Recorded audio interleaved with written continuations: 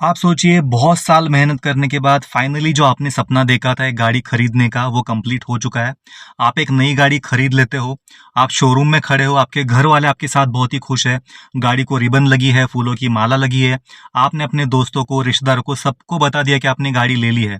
लेकिन जब आप ये गाड़ी लेके घर निकलते हो तो रास्ते में ही गाड़ी का गियर बॉक्स डिसएंगेज हो जाता है, या फिर इसके सारे इलेक्ट्रॉनिकल पार्ट्स है जो स्क्रीन से सडनली बंद हो जाते हैं। गाड़ी को टो करके ले जाना पड़ रहा है शोरूम घर लाने से पहले ही। ये आपके लिए कितना एम्बैरेसिंग होगा जब आपने सबको बता दिया है कि आपने गाड़ी ली है और घर लाने से पहले ही गाड़ी को टो करके वापस सर्विस सेंटर ले जाया जा रहा है। इसके अलावा जब आप सर्विस सेंटर जाते हो, वहां पे सर्विस सेंटर वाले आपसे ही बदतमीजी करते हैं। एक तो आपने इतने सारे पैसे इसमें डाल दिए, आपके इमोशंस, ये जो बेइज्जती है सबके सामने, दोस्तों के सामने, वो भी आपको झेलनी पड़ रही है। और ये सब होने के बाद शोरूम वाले ना इसका कोई सोल्यूशन दे रहे, ना आपसे अच्छे से ट्रीट कर रहे हैं। तो आज हम डिस्कस करने वाले हैं ऐसे कुछ ब्रांड्स 2025 में जिसमें ये इश्यूज फ्रीक्वेंटली हो रहे हैं, बहुत सारी जगह से रिपोर्ट किए गए हैं, और आपको 2025 में इन गाड़ियों को, इन ब्रांड्स को लेने से बचना चाहिए। तो उसमें कौन कौन से ब्रांड्स है, आप नाम सुन के चौंक जाओगे। तो सीधा वीडियो की तरफ आगे बढ़ते हैं एक छोटे से इंट्रो के साथ।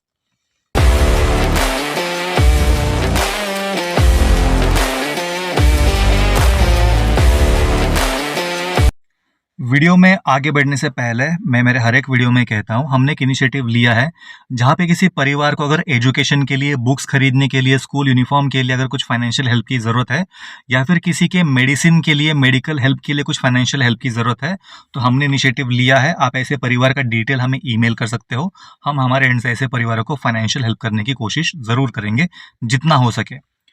और आगे बढ़ने से पहले मैं बताना चाहूँगा कि ये जो हमने वीडियो बनाया है, ये स्पेसिफिकली 2025 के जो व्हीकल्स में प्रॉब्लम्स आ रहे हैं, हमने उसी के बेसिस पे वीडियो बनाया है। काफ़ी लोग कमेंट करेंगे, अगर मैं किसी ब्रांड का नाम मेंशन करता हूँ तो उसके काफ़ी सारे फैन बॉयज़ होते हैं जो कि उनके ब्रांड के खिलाफ कुछ भी सुनना पसंद नहीं करते। वो आके कमेंट करेंगे, मैं 10 साल से, 15 साल से इस ब्रांड की गाड़ी यूज़ कर रहा हूँ, उसमें कोई ग्लिच ना आया, तुम गलत चीज़ बोल रहे हो, तुमने पैसे लिए हैं।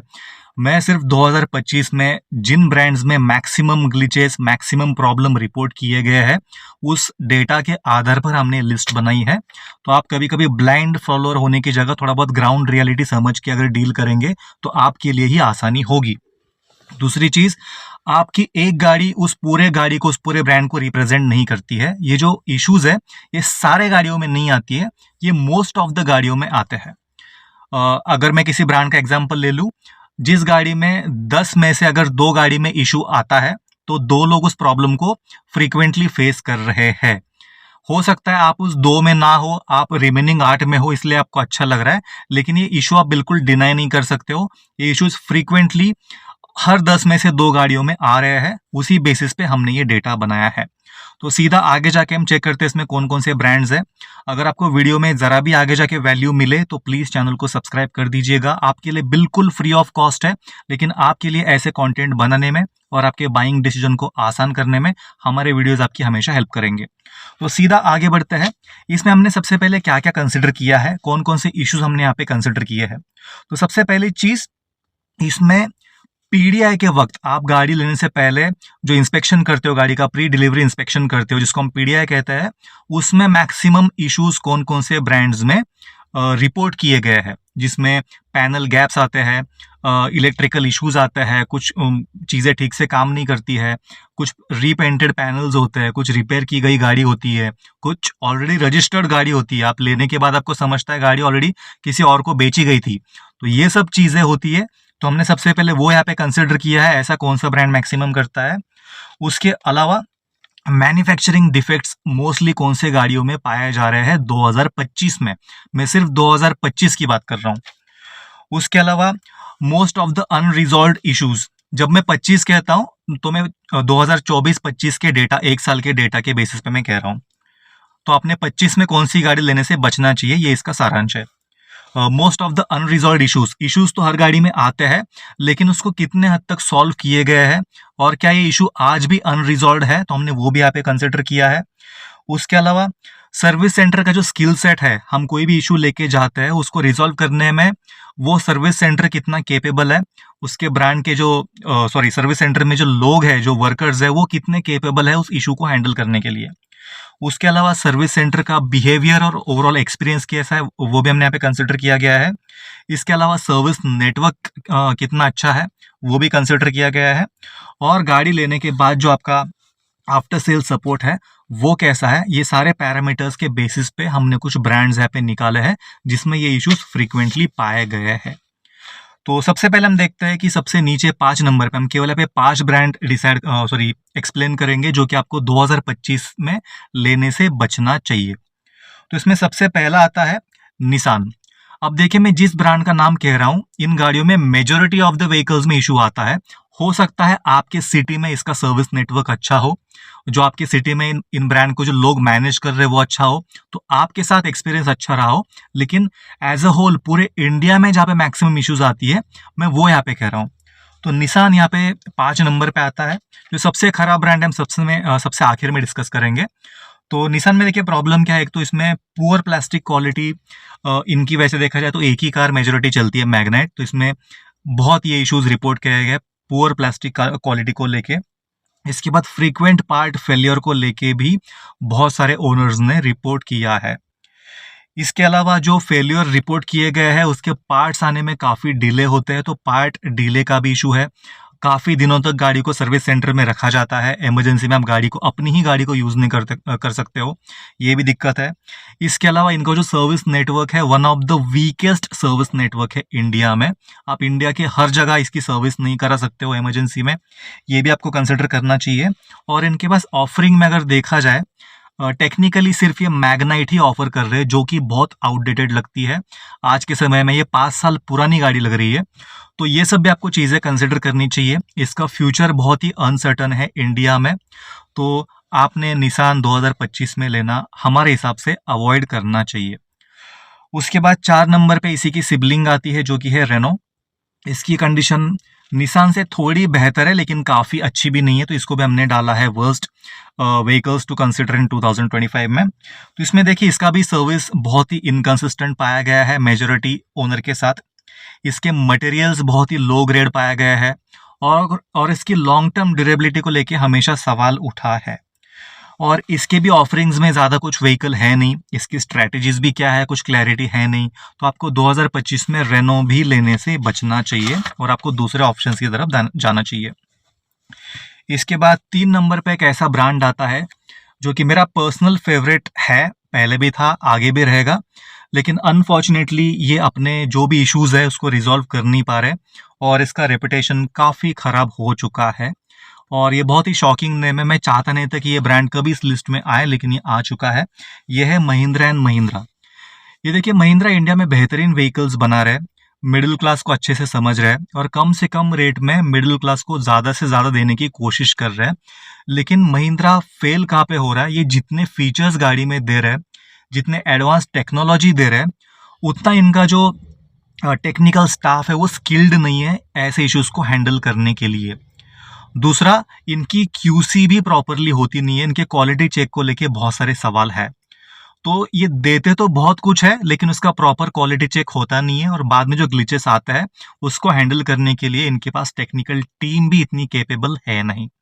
तो महिंद्रा में देखिए क्या क्या प्रॉब्लम्स फ्रीक्वेंटली आता है। एक तो इसके फ्रीक्वेंट सॉफ्टवेयर ग्लिचेस, आपने बहुत वीडियोस में देख रहेंगे सॉफ्टवेयर ग्लिचेस को लेके। इसके अलावा इसके सेंसर फेलियर्स भी सबसे ज़्यादा पाए गए हैं। इंडिया में जितने भी ब्रांड है, सबसे ज़्यादा सेंसर फेलियर जो है महिंद्रा के व्हीकल्स में ही पाया गया है। इतने ज़्यादा सेंसर देखे रखे लेकिन उसका क्यूसी बिल्कुल भी अच्छे से हुआ नहीं है। उसके अलावा वही पूरा डिलीवरी क्यूसी, पीडीआई में इसके काफ़ी सारे इश्यूज पाए गए हैं, काफ़ी सारे ओनर्स ने रिपोर्ट किया है पीडीआई में।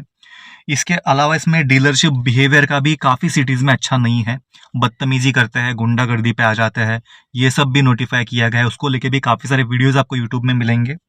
इसके अलावा सबसे बड़ा कंसर्न इसके इलेक्ट्रॉनिक फेलियर को लेके रहा है। गाड़ी चलते चलते किसी रिमोट लोकेशन में अचानक सारे पार्ट चलना बंद हो जाता है, सारे वार्निंग सिग्नल्स चालू हो जाते हैं, या फिर कंप्लीटली आपके सारे स्क्रीन ही बंद हो जाते हैं, जो जितने भी इलेक्ट्रिकल पार्ट है कंप्लीटली बंद हो जाता है।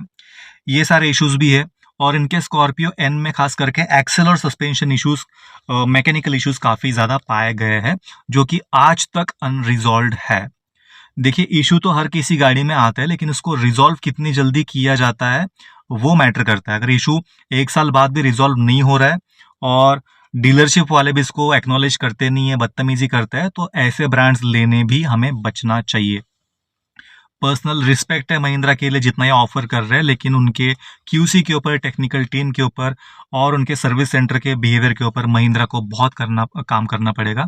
इनके कुछ व्हीकल्स काफ़ी महंगे भी आते हैं, तो जो कस्टमर आपके ऊपर इतना पैसा स्पेंड कर रहा है दूसरे प्रीमियम ब्रांड छोड़ के, आपको उसकी भी वैल्यू करनी पड़ेगी, रिस्पेक्ट करनी पड़ेगी, जो कि आज की डेट में नहीं हो रहा है।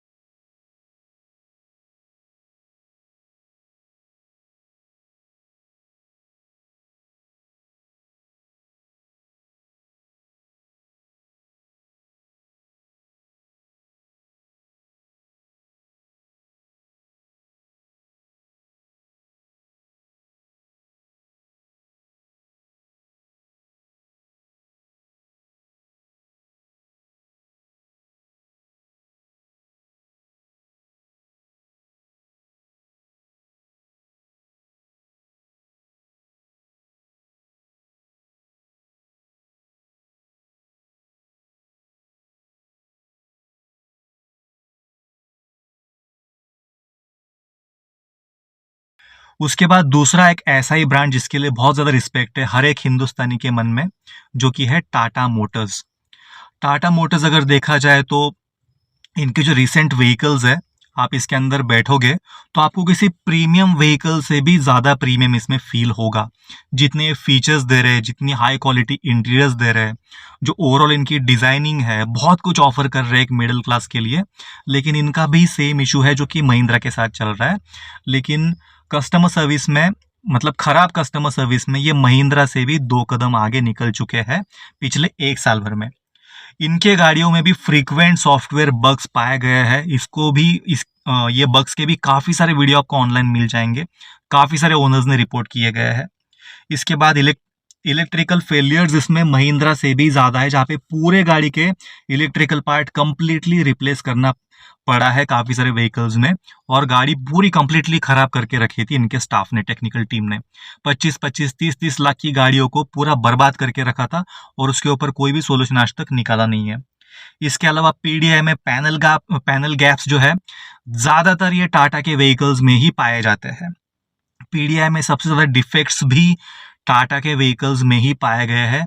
कुछ लोगों ने रीपेंटेड पार्ट्स भी ये किए थे, नोटिफाई किए थे और रिपोर्ट किए थे।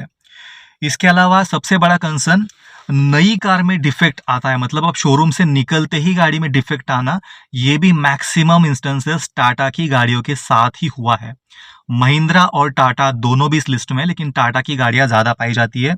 इसमें गियर बॉक्स डिसएंगेज होना, complete electronical failure, warning sign suddenly लग जाना, ये सब चीज़ें शोरूम से बाहर निकलते ही टाटा की गाड़ियों में पाई गई है।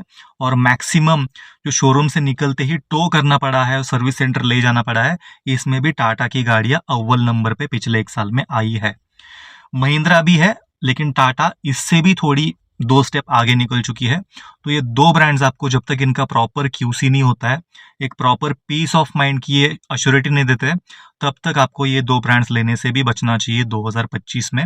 गाड़ियां बेहतरीन है, हर एक गाड़ी में प्रॉब्लम नहीं आता है, लेकिन मोस्ट ऑफ द गाड़ी में आता है। जिन गाड़ियों में आया है, उनके ओनर को काफ़ी परेशानी झेलनी पड़ी है, लीगल तरीके तक जाना पड़ा है। तो आप सोचिए कितना हैरेसमेंट है, आपके ही पैसे आपने डाले हैं और आपको ही ये सब से गुजरना पड़ रहा है। लीगल हैरेसमेंट, बदतमीजियाँ, ओनरशिप वाले धमकियाँ देना, ये सब चीज़ें भी यहाँ पे ओनर ने फेस किए हैं। कुछ केसेस में गाड़ी ऑलरेडी रजिस्टर्ड थी, उसको फिर से बेचने की कोशिश की गई है।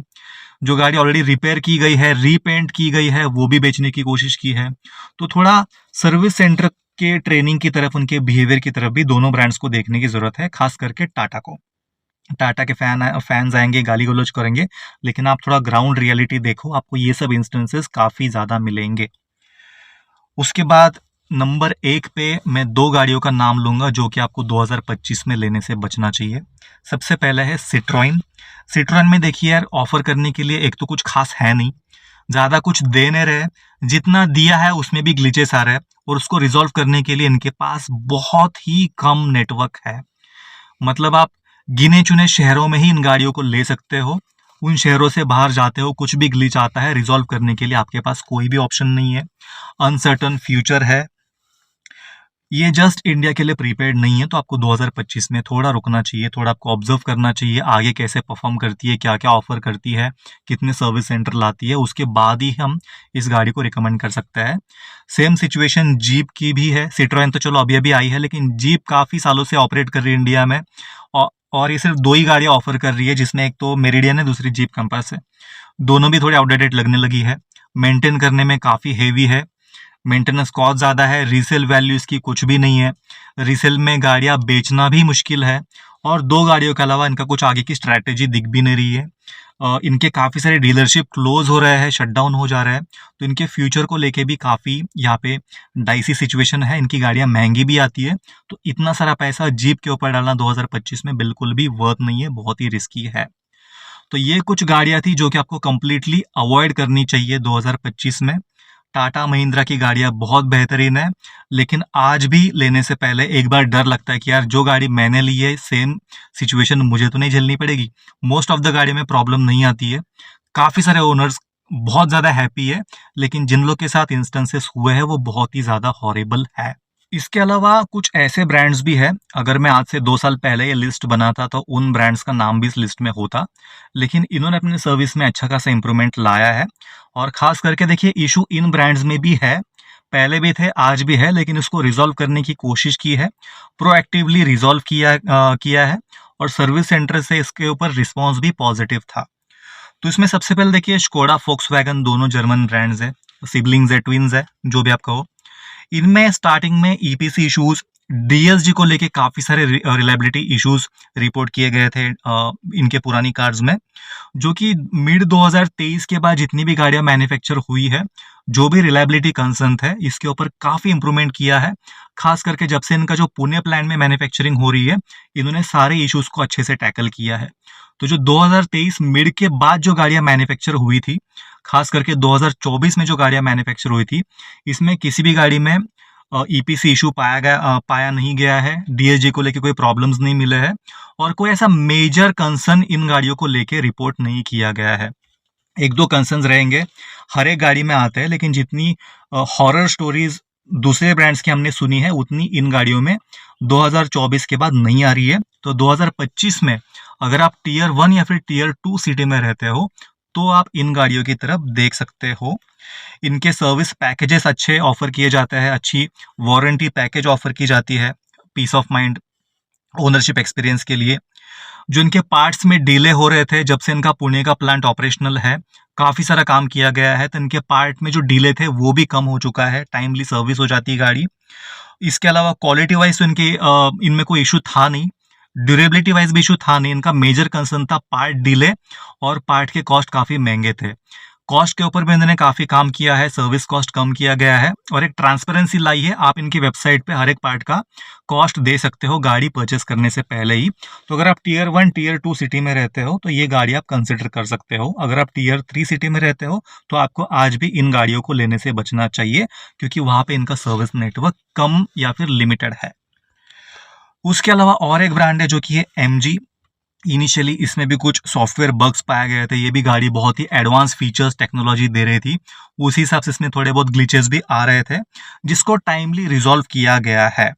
इनके भी पार्ट डिले में इशू है, जो कि आज तक इशू चल रहा है।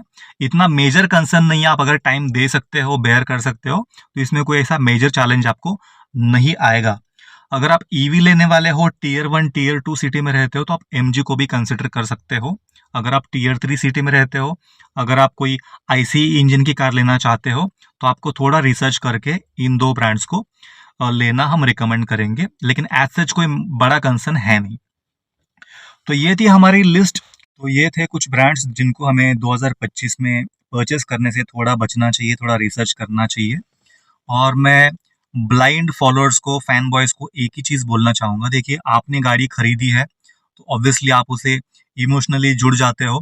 किसी और ने उस गाड़ी के बारे में कोई बात बोल दिया, आप गाली गलौज पे उतर आते हो।